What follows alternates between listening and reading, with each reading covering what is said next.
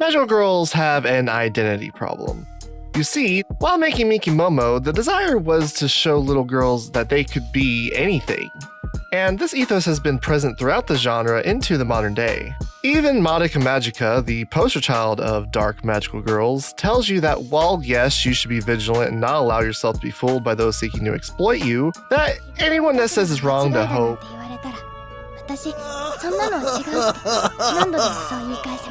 But even from the start, there has always been a sort of elephant in the room. Now, I'm not here to discuss the morality of such a thing. Love it or hate it, from the inception of the genre, there has been fan service for older audiences. Now, this poses an interesting dilemma. How does one reconcile this objectification that seems to demean young girls in a work that's generally made to embolden them?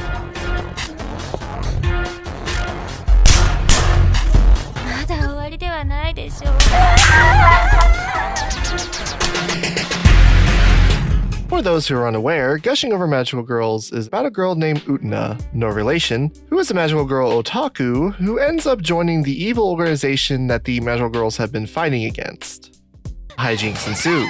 One thing that's interesting about the magical girls working for this organization is that so many of their powers are generally tied to fetishes in some way. BDSM, age play, giantess. It should have been me! All their powers can be found as a hentai tag. But why is that interesting?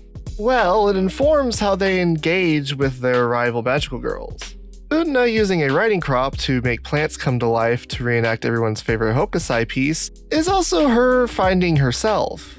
Utena's character arc is one of someone who goes from being a passive enjoyer of magical girls to an active participant. She's someone who had previously only passively desired to transform into someone more powerful, more confident, who is suddenly given that power and it corrupts her absolutely. She is able to discover new things about herself in her interactions with magical girls. Namely that she's a sadomasochist.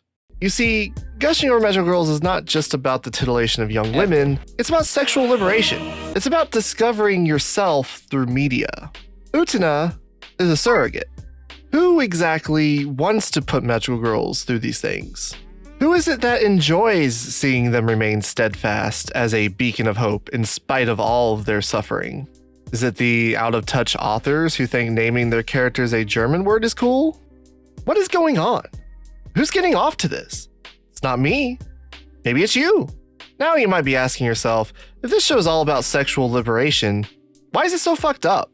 And make no mistake, the things that Utena does are pretty fucked up. Everything that she does is a means for her to feel empowered by disempowering others. She doesn't just ignore consent, she actively rejects it.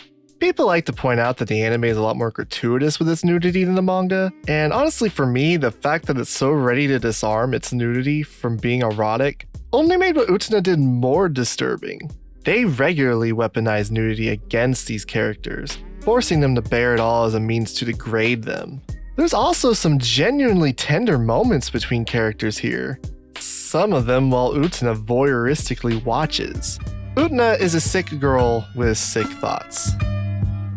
But in a way, the series presents this as some sort of cycle of abuse. Utena is shown essentially being groomed by Vinalida, but you all ain't ready for this. So yeah, the potential author/audience surrogate is finding her sexuality through how she engages with magical girls. That doesn't really say anything about the genre and its problems. We need to talk about magical girls. Since their inception, magical girls have encapsulated the latent potential in young girls. But what happens if you take these embodiments of hopes and dreams and strip them of their agency? Now, this is something that's been going on for a while, and it's only gotten more extreme over time. It's what shows like Doremi started commenting on almost immediately after Sailor Moon ended, and exactly the reason why Madoka Magica enjoyed the success that it did. And while I love shows like Heart Catch and Hugto, there's definitely a stark difference in how shows like Hime-chan's Ribbon and Doremi utilize their magic as a means of problem solving, allowing their characters to approach problems from different perspectives and grow a greater appreciation of the world around them, as opposed to Precure's Tokusatsu approach. And I think that's exactly the reason why we're beginning to see more properties like Otona Precure 23 and looking for magical Doremi that are aimed at older audiences. This seemed to be almost an answer for those who have found the themes of shows like Precure and Sailor Moon of dealing with stakes so much larger than themselves alongside this idea of being able to do and be anything hard to reconcile in a world where problems are much more complex and solutions aren't so clear. And Madoka was very critical of these sort of tokusatsu-inspired magical girls as well. All of the girls in Madoka are bewitched by this sort of ideal magical girl, to the point that they're actively hurting themselves trying to live up to, or maintain, or capture it. This selfless ideal of young girls hurting and sacrificing themselves for the greater good, when did this become what magical girls are? Which brings us back to gushing over magical girls, specifically the character of Azul. Azul is one such magical girl who, against her will, has been subject to constant degradation. Through these experiences of being forced into demeaning scenarios, she has an awakening of sorts and discovers a part of herself that she had been trying to ignore. This is initially met with flat-out rejection. What's wrong?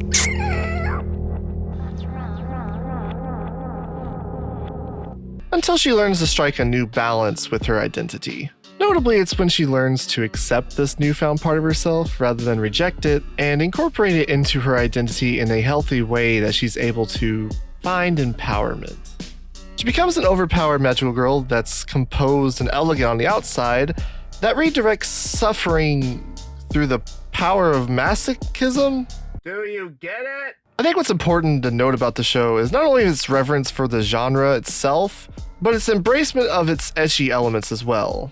The series demonstrates a clear understanding and even an admiration of the genre, utilizing its conventions and even lampshading elements of the genre in a way that only true fans would be sitting there thinking about. It also never really admonishes its audience for finding enjoyment in its eroticism. And this is pretty important because media is a place where these ideas should be allowed to be explored. It's through the engagement of these ideas that we're able to explore different facets of ourselves and help define who we are. Some of us might just need to get some help. In a way, gushing over magical girls is almost like a Rorschach test. Some people will look at it and just see boobs. Some will see the most recent problematic show killing their favorite genre.